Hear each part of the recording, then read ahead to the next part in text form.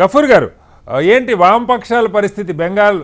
ఆ, ఒకప్పుడు మీ కంచుకోట 34 సంవత్సరాలు రూల్ చేసినటువంటి రాష్ట్రం సిపిఎం. ఇవాళ ఆ పార్టీ అసలు అక్కడ ఎక్కడుందో, మొత్తం బీజేపీ, సిపిఎం అంతా బీజేపీ అయిపోయింది అంటున్నారు. సరే, అది అయిపోయినా కనీసం ఇప్పుడు ఈ ఎలక్షన్లో ఏం జరగవచ్చు బెంగాల్లో క్విక్గా? బెంగాల్ వరకు వచ్చినప్పుడు వామపక్షాలు మేమేం అధికారంలోకి వస్తామనేటువంటి కళ అదేం లేదు మాకు. అయితే కనీసం కొంతన్నా నిలబడగలుగుతాము, యూత్ ను అట్రాక్ట్ చేస్తున్నాము, అది ఇది అనేటువంటిది జనరల్ గా అనుకున్నది.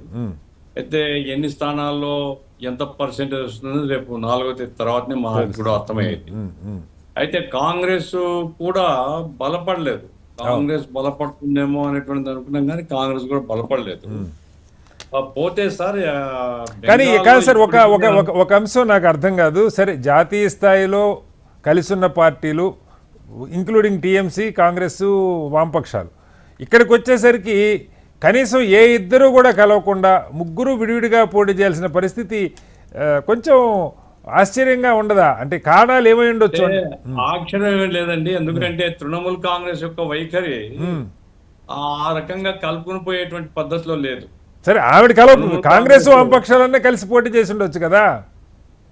అంటే పోయినసారి పోటీ చేశాయి, అప్పుడు కూడా సానుకూల ఫలితాలు లేవు కాబట్టి ఇప్పుడు కాంగ్రెస్ అన్ని మేము పోటీ చేస్తే స్వతంత్రంగా మాకు ఓట్లు వస్తాయని వాళ్ళు అనుకున్నారు. మేము బలపడుతున్నాం కాబట్టి మేము పోటీ చేస్తే మాకు ఓట్లు వస్తాయని వీళ్ళు లెఫ్ట్ అనుకున్నారు.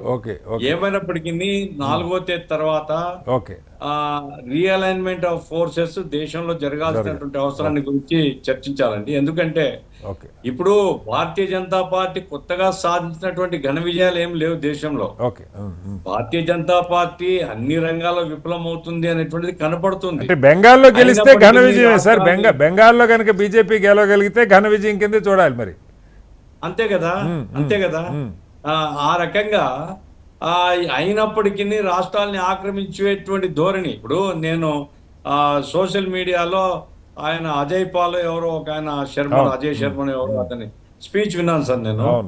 ఎవరు స్పీచ్ కాదు, హెచ్చరిక. ఐపీఎస్ ఆఫీసర్ ఎవరు అతను, ఎన్కౌంటర్ స్పెషలిస్ట్ అంట.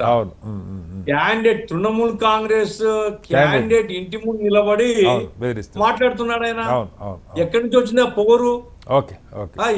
పోలీస్ అధికారులకు ఈ పొగరు ఎక్కడి నుంచి వస్తుందండి? చుట్టూ పారామిలిటరీ ఫోర్సెస్ పెట్టుకొని ఆ రకంగా ఒక ఇప్పుడు మోటార్ సైకిల్ మీద పోకూడదు, మళ్ళీ హైకోర్టు జోక్యం చేసుకుని అదే స్ట్రీమ్ లైన్ చేశారు. అంటే ఇక Gyanesh Kumar nothing but A cadre of BJP. అంటే ఎలక్షన్స్ ను తొట్టడం చేయడంలో ఇంతకంటే ద్రోహి ప్రజాస్వామ్యానికి ఇంకోటి కనపడదు చరిత్రలో. అట్లాంటి నాయకత్వాన సెంట్రల్ ఫోర్సెస్ పెట్టుకొని నానా గందరగోళం చేశారు. మరి చూడాలి ఫలితాలు. ఇప్పటికి నేను అనుకుంటున్నామంటే బీజేపీకి కొత్తగా అట్రాక్ట్ అయ్యేటువంటి వాతావరణం ఏం లేదు దేశంలో. ఇప్పుడు అతను ఆ సువేందు అధికారి క్యాండిడేట్ ఈరోజు సాయంకాలం టీవీలో చూస్తాను నేను.